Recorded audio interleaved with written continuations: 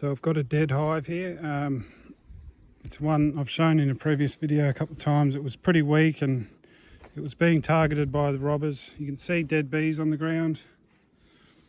You know, the robber bees, just once they find a weak hive, they just hammer it and hammer it. So, and today, yeah, I got here and it's dead. So we'll just go through and diagnose, you know, what killed the hive. It's sort of important to know this if you're getting into beekeeping.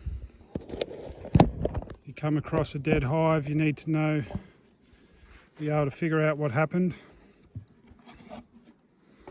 So the first thing is it's very light. If I lift it up from the base, it's very light.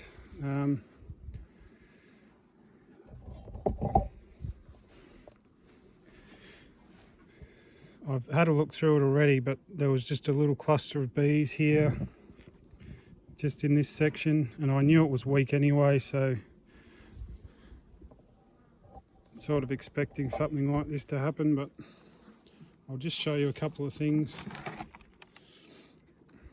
This frame's been robbed out, and when the robbing gets really aggressive, they'll actually chew away the comb. If you imagine a whole heap of bees here trying to sort of fighting over the honey, they end up bashing the comb apart like that. I'll just skip into the brood nest. So this was one of their main brood frames, and this is where the cluster was. When I pulled it apart, some of them fell down to the floor. You can see just dead bees clinging. They were clinging here in a cluster. And all these bees here with their heads down in the cells, so that's a sign of starvation. And it's pretty obvious there's not a scrap of honey in here. So this hive starved out as a result of the robbing pressure. I had been feeding it and it wasn't in a state that would have starved without that robbing pressure.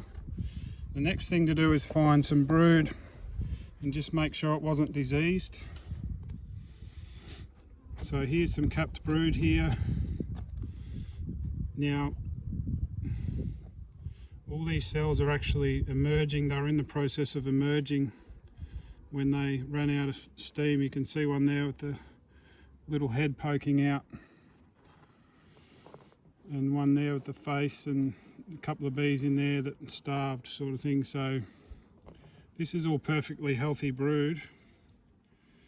So I'm confident it wasn't any case of foul brood or anything like that.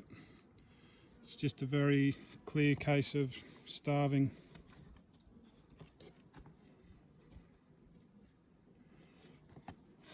I can actually see eggs in the cells here, so it was queen right, not a case of queenlessness. So yeah, the cause is obvious. So the thing to do now is to close this hive up so no bees can get in, even though it's already been robbed out, and put the equipment away in the shed for springtime.